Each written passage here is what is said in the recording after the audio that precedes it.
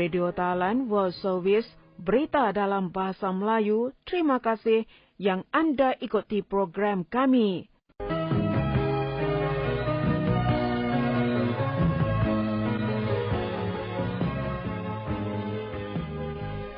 Assalamualaikum, Anda bersama saya Nadia Abdul Latif.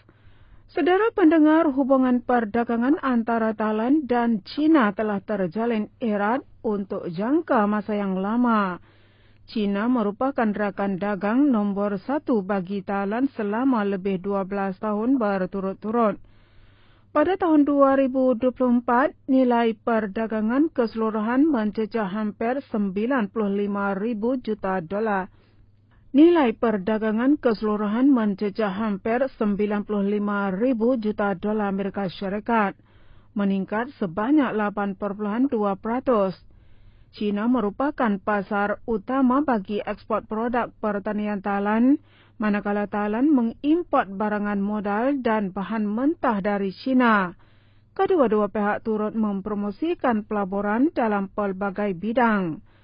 Baru-baru ini, Encik Anutin Chan Wirakul, Perdana Menteri, merangkap Menteri Dalam Negeri bersama Puan Supuji Suthampan, Menteri Perdagangan dan Delegasi telah mengadakan perbincangan atas jemputan Mr. Zhang Xiangwei, Duta Besar China di Thailand, di Kedutaan China di Bangkok.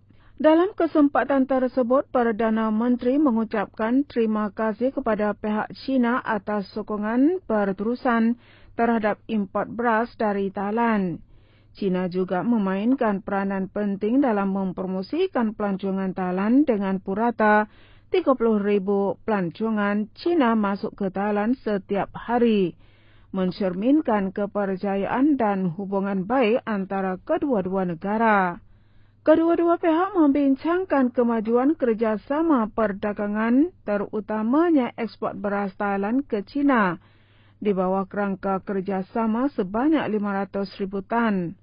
Kelompok pertama sebanyak 40,000 tan dijadualkan untuk penghantaran pada akhir Februari yang lalu. Pihak China menyatakan kesediaan untuk menyegerakan pesanan tambahan bagi mencapai sasaran menjelang tahun 2026 dan menegaskan kesediaan mereka sebagai pasaran utama bagi barangan ekspor Thailand. Selain dari itu, kedua-dua pihak bertukar pandangan mengenai operasi perniagaan dan pelaburan. Kedua-dua pihak bersetuju tentang kepentingan mengawal selia ahli perniagaan dan pelabur yang menjalankan aktiviti secara tidak sah. Pihak China mengesahkan bahawa mereka tidak menyokong tindakan sedemikian dan bersedia bekerjasama dengan Thailand dalam pengurusan dan penguatkuasaan undang-undang yang sewajarnya. Demikian juga China menekankan hala tuju pembangunan industri teknologi tinggi, terutamanya industri robotik.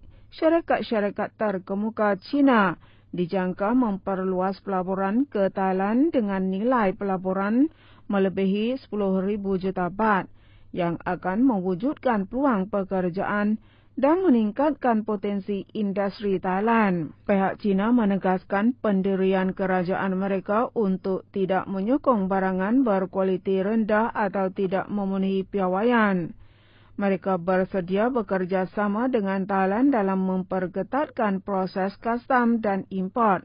Selain dari itu, mereka menekankan kepentingan kerjasama infrastruktur, terutamanya projek kereta api berkelajuan tinggi, yang merupakan projek strategik bagi ketersambungan ekonomi serantau. Walaupun dalam situasi perang dagang global, kedua-dua pihak mengesahkan intizam untuk memperkukuh hubungan Thailand-China dalam semua dimensi, di mana China bersedia menjadi pasaran penting untuk mengimport barangan dari Thailand. Dan pada akhir Ogos 2026, Thailand akan menjadi tuan rumah bagi mesyuarat Menteri-Menteri Buruh ASEAN kali yang ke-29, serta mesyuarat berkaitan di samping memegangkan jawatan sebagai pengurusi ALMM. Persidangan ini akan diadakan di bawah tema utama memajukan modal insan ASEAN, pensejalan kemahiran ke arah pengiktirafan dunia, skill certification toward Lieutenant Colonel Polis Wanapong Kutsarak, Setiausaha Tetap Kementerian Buruh mendedahkan bahawa mesyuarat Menteri-Menteri Buruh ASEAN dan mesyuarat berkaitan diadakan setiap 2 tahun sekali. Mesyuarat ini dihadiri oleh 11 negara anggota ASEAN serta rakan kerjasama ASEAN tambah 3 yang terdiri daripada China, Jepun dan Korea Selatan. Tuan rumah bagi ALMM digilirkan mengikut susunan abjad dan kesediaan setiap negara mengikut tradisi negara tuan rumah yang bertindak sebagai pengurusi bertanggungjawab menganjurkan mesyuarat pegawai-pegawai kanan buruh ASEAN di peringkat setiausaha tetap sebelum bermulanya mesyuarat peringkat menteri. Mengenai persediaan, Setiausaha Tetap menyatakan bahawa jawatan kuasa pemandu bagi ALMM kali yang ke-29 telah mengadakan mesyuarat pertama pada 19 Februari yang lalu. Agensi berkaitan telah hadir untuk menyelaraskan tugas selaras dengan aktiviti persidangan yang merangkumi Majlis Makan Malam Kerja bagi pegawai kanan buruh ASEAN. Majlis Makan Malam Kerja bagi pegawai kanan buruh ASEAN. Mesyuarat pegawai kanan buruh ASEAN kali yang ke-22, mesyuarat pegawai kanan buruh ASEAN tambah 3 kali yang ke-24, Majlis Perasmian ALMM kali yang ke-29, mesyuarat Menteri-Menteri Buruh ASEAN tambah 3 kali yang ke-14, perbincangan 2 hala, lawatan stabil, belajar dan aktiviti perkongsian pengalaman yang lain, tarikh dan matlamat utama. Mesyuarat ALMM dan mesyuarat berkaitan dijadualkan berlangsung dari 23 hingga 27 Ogos 2026 di Bangkok. Peranan Thailand sebagai tuan rumah kali ini bertujuan untuk meningkatkan kepimpinan dalam bidang buruh di peringkat serantau, mendorong pembangunan kemahiran ke peringkat antarabangsa melalui pensejalan kemahiran, memberi rangkaian kerjasama dengan ASEAN Plus 3 dalam aspek perlindungan buruh migran, menukarkan pengetahuan dan amalan terbaik daripada negara anggota untuk meningkatkan piawaian kemahiran buruh Thailand. Dan satu lagi, Lembaga Pelancongan Thailand terus merancangkan tren pelancongan di Thailand dengan kerjasama Fast Work, platform untuk golongan pekerja, melalui pelancaran projek Vocation Paradise Throughout Thailand Season 4. Projek ini menyasarkan kumpulan pelancong asing digital nomad bagi membina aliran dan menggalakkan perjalanan dalam bentuk vocation secara berterusan. Encik Kittipong Prapattong, Timbalan Gawiner Digital Penyelidikan dan Pembangunan TAT menyatakan bahawa tren pelancongan vocation kini berkembang pesat dari perubahan model kerja pelbagai organisasi yang mementingkan keseimbangan kerja kehidupan, memberikan fleksibiliti bidang masa serta lokasi yang tidak terhad kepada ruang pejabat sahaja. Oleh itu, TAT meneruskan projek Vocation Paradise Throughout Thailand buat tahun yang keempat berturut-turut. Tujuannya adalah untuk menggalakkan perjalanan pelancong pada hari biasa, terutamanya dalam kalangan pelancong berkualiti seperti digital nomad dan expat di Thailand. Kumpulan ini mempunyai kuasa beli yang tinggi dan cenderung kepada pelancongan penginapan jangka masa panjang. Selain merangsang pelancongan sepanjang tahun, projek ini juga menyokong pengusaha untuk meningkatkan kualiti produk dan perkhidmatan pelancongan agar sentiasa bersedia untuk menggalakkan pelancongan vocation di Thailand dengan lebih banyak serta meningkatkan tempoh penginapan dan perbelanjaan pelancong. TAT menjangkakan projek ini akan menjadi aliran pendapatan dalam industri pelancongan melebihi 210 juta baht, sekaligus memacu Thailand ke hub vocation bagi pelancong dari seluruh dunia. Pada tahun ini, TAT bekerja sama sekali lagi dengan Fastwork dalam menganjurkan aktiviti tersebut. Kerjasama ini diyakini dapat menarik lebih ramai pelancong sasaran, terutamanya golongan muda yang lebih gemar bekerja di luar pejabat. Ia memenuhi keperluan gaya hidup work-life balance yang mengimbangi antara pekerjaan dan pelancongan, bagi menghasilkan kerja yang cekapan sambil bersantai melalui pelbagai aktiviti pelancongan mengikut gaya hidup masing-masing.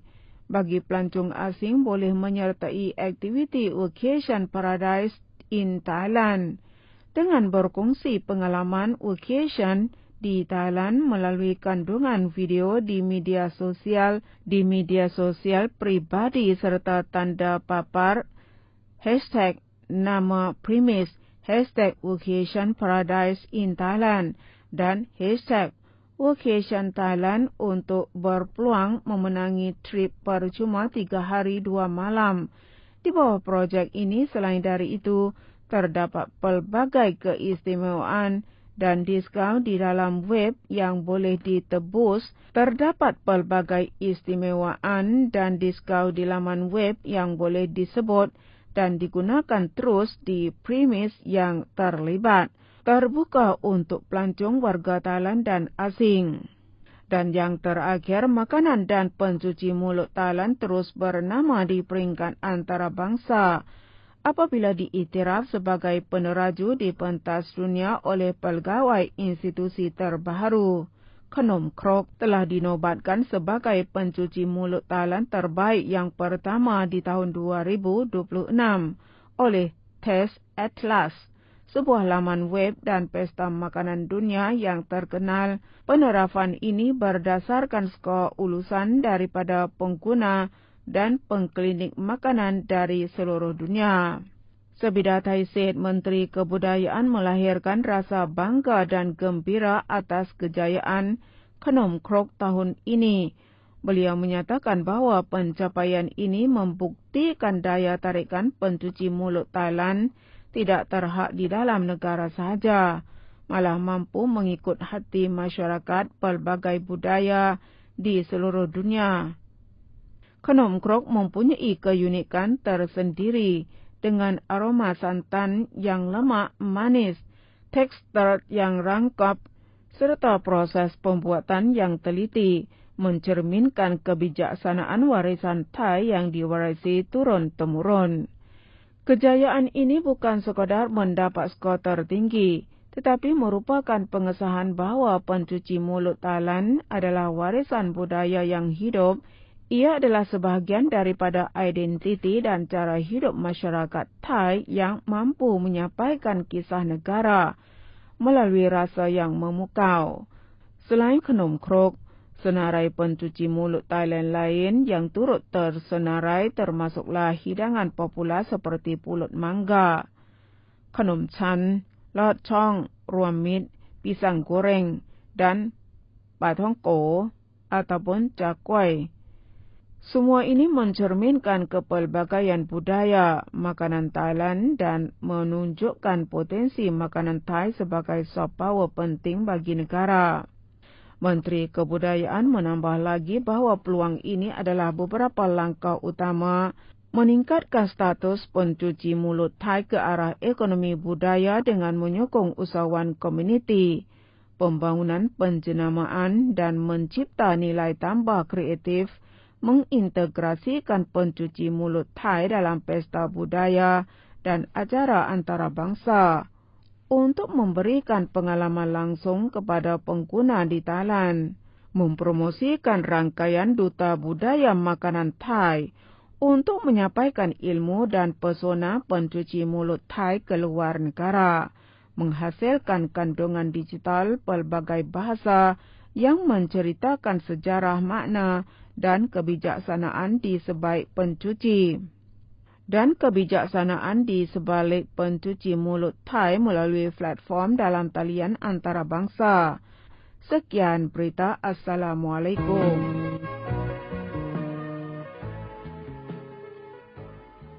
Radio Thailand World Service, berita dalam bahasa Melayu. Terima kasih yang Anda ikuti program kami.